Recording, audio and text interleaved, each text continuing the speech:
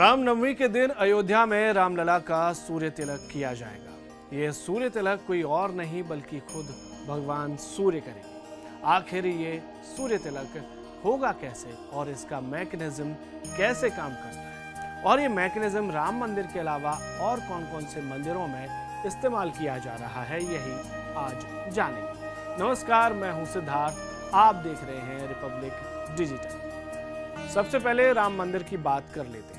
22 जनवरी को जब रामलला की प्राण प्रतिष्ठा की गई, तब सबसे पहले इस बात की चर्चा हुई कि रामनवमी के दिन सूर्यदेव रामलला के मस्तक पर टीका लगाकर उनका अभिषेक करें। तब से ही रामनवमी का इंतजार हो रहा है और वो घड़ी भी अब आ चुकी है। इसमें रामनवमी के दिन यानी कि इस बार 17 अप्रैल 2024 को दोपहर के 12 बजे सूर्य की किरणें रामलला के मस्तक पर तकरीबन 4 मिनट तक पड़ी। इसको 100 स्क्रीन्स के जरिए लाइव में दिखाया जाए। लेकिन इसके अलावा भारत के और किन किन मंदिरों में भगवानों की अलग अलग प्रतिमाओं का सूर्य तिलक होता है या सूर्य अभिषेक होता है, वो भी जान लेते हैं। सूर्य तिलक के मैकेनिज्म को भारत में पहले से ही उपयोग में लाया जा रहा है। कुछ हिंदू और जैन मंदिरों में इसे देखा भी जाता रहा है और अभी भी देखा जा सकता है। राम मंदिर में भी यही मैकेनिज्म इस्तेमाल होगा, लेकिन इंजीनियरिंग थोड़ी सी अलग रहेगी। गुजरात की राजधानी अहमदाबाद के कोबा जैन तीर्थ मंदिर में भी सूर्य तिलक होता है। अहमदाबाद का कोबा जैन तीर्थ मंदिर प्राचीन जैन ग्रंथों के संग्रह का एक विशाल केंद्र भी है। इस मंदिर को golden book of world records की तरफ से उत्कृष्टता का प्रमाण पत्र भी दिया गया है।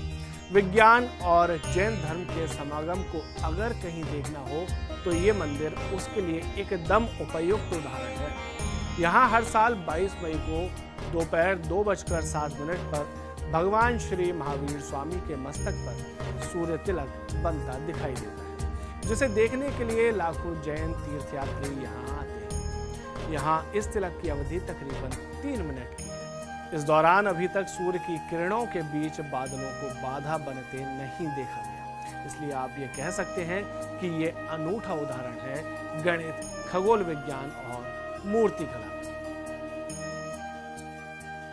महाराष्ट्र के कोल्हापुर में स्थित महालक्ष्मी मंदिर में भी किरणोत्सव का नजारा काफी प्रसिद्ध है। इस मंदिर का निर्माण 7वीं शताब्दी में चालुक्य वंश के राजा कर्णदेव ने कराया था। यहाँ साल में 6 बार अलग अलग तरीके से सूर्य तिलक या सूर्य अभिषेक देखने को मिलता है, जिसमें 31 जनवरी और 9 नवंबर को सूर्य की किरणें माता लक्ष्मी के चरणों को छूती हैं।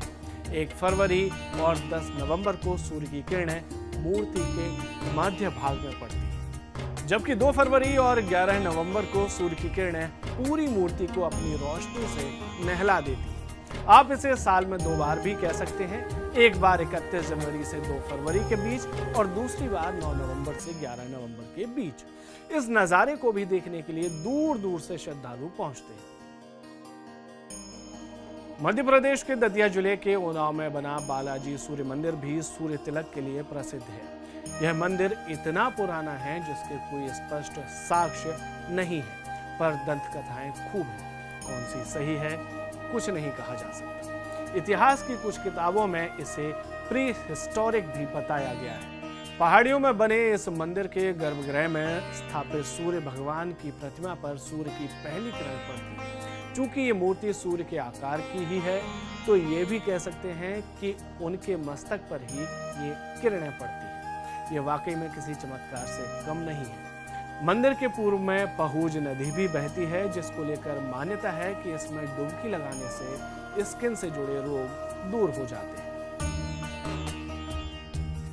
गुजरात के मेहसाणा के पास मोढेरा में बने सूर्य मंदिर में भी कुछ इसी प्रकार का नजारा देखने को मिलता है। इस मंदिर को 1026 ईस्वी में सोलंकी वंश के राजा भीमदेव ने बनवाया था।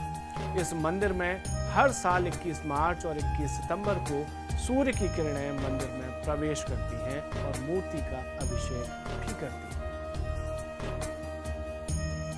भारत में ऐसे कम ही लोग होंगे जो ओडिशा के सूर्य मंदिर के विज्ञान, खगोल शास्त्र और मूर्तिकला के बारे में न जानते। 13वीं शताब्दी में गंगा राजवंश के राजा नरसिम्हदेव प्रथम ने इसे बनवाया। मंदिर में इस्तेमाल की गई वास्तुकला का पहला चमत्कार ही यही है कि सूर्य की पहली किरण इसके मुख्य प्रवेश द्वार पर पड़ती है।